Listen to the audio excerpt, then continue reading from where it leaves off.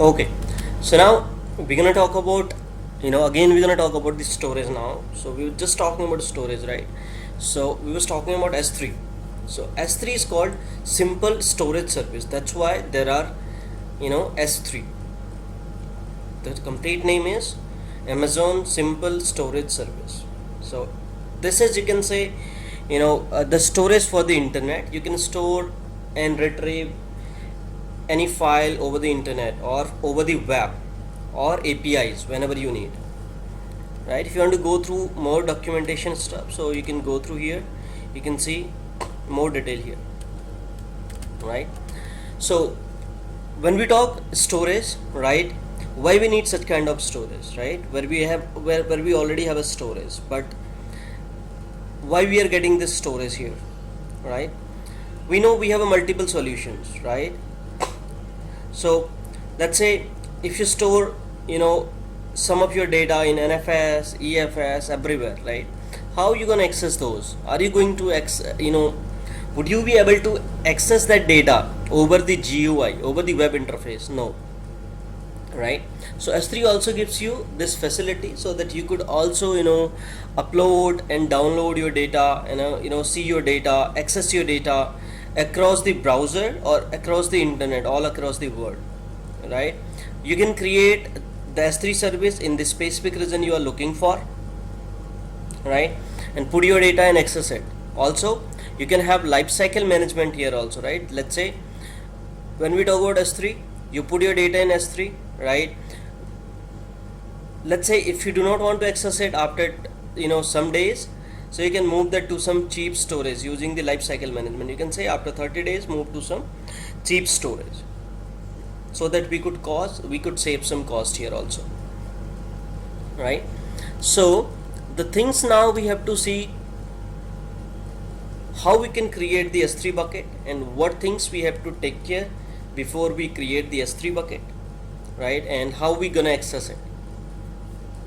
So you can directly navigate to the S3 bucket, right, or S3 storage service, and quickly create one bucket from here or here, right? So when you create bucket, remember this bucket is globally unique, right? You cannot have two same name across the, you can say, globe, right? Every time if you want to create some bucket, it should have a different naming convention. Or you can also choose the region where you want to host your bucket, so that you can have some less latency while accessing your application, right? So that's totally up to you how you wanna do that. Let's say the Mumbai region will be easy for us, Asia Pacific region. So what name you wanna give to your bucket? Let's say if your domain name is XYZ, right, you can create the domain name by that name, right? My bucket name says is scienhub.co.in,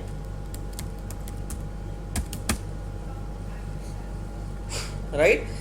So you can create the bucket name with this name here, scienhub.co, or if you want to give some additional name also, you can give shaker.scienhub.co here. Let's say I'm gonna go with this name itself at this moment, right? If you drag it down, it says bucket setting for block public access, right? Do you want to disable the public access or you want to keep the public access? So you can add and remove those rules later also. If you click here, right, it will enable some rules for you. Block public access to the bucket and object granted through the new access control list. Block public access to bucket and object granted through any access control list, right? And that's up to you what you need, so you can select them. Let's say I'm not going to block anything at this moment, right? I want to keep it public, right? It says turning off block and public access might result in bucket and object within the becoming public. AWS recommended that you turn off the block all public access. So that's fine, I will keep it public at this moment, right? You can go to the advanced setting here, right? Object lock, if you want to keep lock, right? The storage object during the write once read many model to help you prevent object from being deleted or overwritten or fixed amount of time or indefinitely. So if you want to keep this enable disable, you can do that also, right? Enabling object lock automatically enables bucket versioning. So if you do this, the bucket will do versioning also, right? If anyhow you are changing your object in the bucket, so one version will be created. So let's keep it disabled for now and create this bucket, right? So now you can see one object in the Asia Mumbai region has been created here. So once you click on this object, this bucket,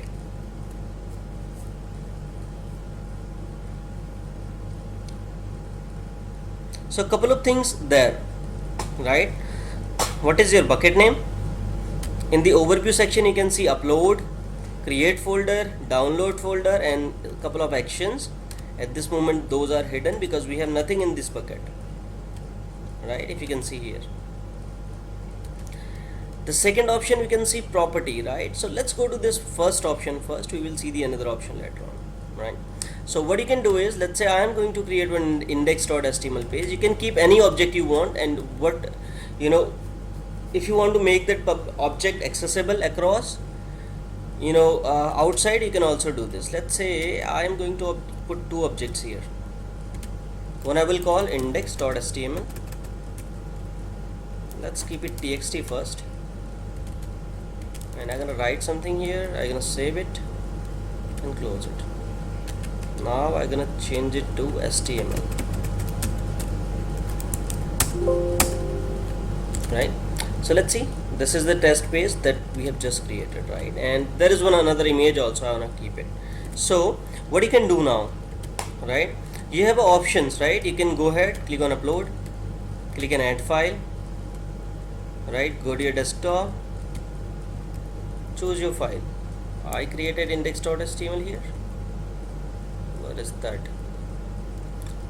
Open and upload the file, or go ahead and select some, you know, permissions. How you want to protect this? Click on next. What permission you want to give to this object? Manage user objects permission, right? At this moment you can see read write, everything is there. The second is manage public permission. Do you want to make this publicly accessible, or you don't want this? Let's say grant read access to this object, so everybody could read it from outside also, right? Go ahead and click on next. Here it will talk about some storage class, right? Do you want to go with the storage class standard, intelligent tiering, standard IA, one zone, glacier deep archive, what, right? That means which storage class you need. So the storage class you need, depending on that you will get the cost, right? So if you go with the standard, frequently accessed data, right? If this is the frequently accessed data, it says go with the standard. Long lived data with changing or unknown access patterns, so you can go with this, right? So but minimum storage duration must be 30 days for this, right? Per object fee apply, right? They will charge you per object. In the same way, we have all the storage type here, right? So these are the, you know, if as soon as you are coming down, you can see some very cheap storage. Now you can see the glacier, which is very cheap, but you have to keep at least for the 90 days duration, right? Per GB fee would be apply here, right?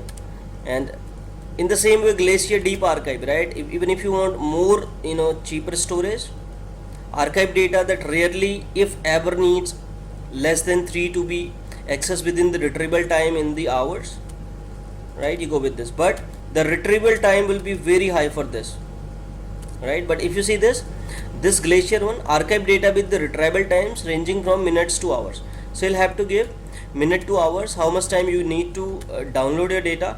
But again, you know, there will be charges applicable. I'll show you that also.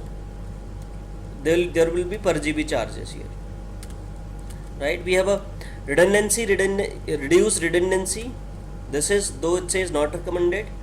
Frequently accessed non-critical data, with the data is frequently accessed, but that is not recommended. You can use this also, right? So let's go with the standard one at this time. Click on next. Let's go back one more time. Let's see the metadata section if there is something. So we're not going to encrypt it. We are not adding any metadata and tags to it also. So these are the things we have done so far. Go ahead and upload it. So you can see object has been uploaded. In the same way, the another option you have is drag and drop. You can select your object, drag and drop it to the Amazon S3 bucket. So this is quickly going to update, but for this object you see I have not choose anything, right? I have not like applied any permission, and I have not applied any the specific thing that I have choose for this, right? If you go here and see the detail, it has by default this is the image, right? This is the property of this. It took the standard class, encryption is there, owner permission is this, right? Everything is there. Also now you can see option to create folder, download it and take some actions also, right? Let's say I'm gonna make this this also public, right? I made this object public. Now if I want to access these resources from outside, so click on this, right? Get this object here, right? You can see the URL here. Just copy this and paste it here, right? You can see this object is accessible to you from anywhere. In the same way, I go back and get my object, this photo, and let me get this URL here and see if this works, right? So you can see this is how I have put my objects publicly, right? Where you are able to access your data from anywhere you are looking for, right? Using the S3 bucket.